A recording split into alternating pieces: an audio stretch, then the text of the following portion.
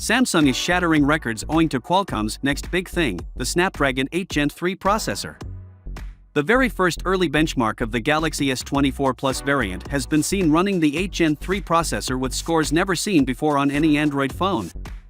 This is a significant improvement over the Galaxy S23 Ultra from last year, and it even outperforms the Apple A16 in terms of multi-core performance.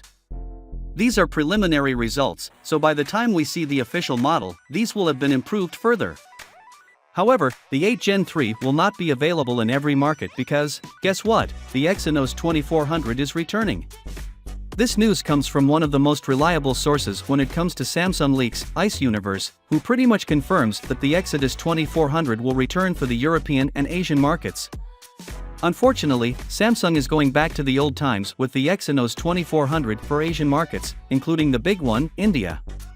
Don't be shocked if Europe as a whole includes the UK, since the UK has always experienced Exynos in the past, so this is also highly plausible. Before you worry, Samsung spent 2 years to develop the Exynos 2400 processor, and it's possible that this may be the final return form, on par with the Snapdragon 8 Gen 3. I know Samsung has failed us with all of its Exynos releases in the past, so this is effectively their final chance. If they screw it up, people will lose faith in Samsung forever. Finally, here are the rumored battery sizes for the Galaxy S24 Plus and S24 Ultra, which are almost identical to last year's model.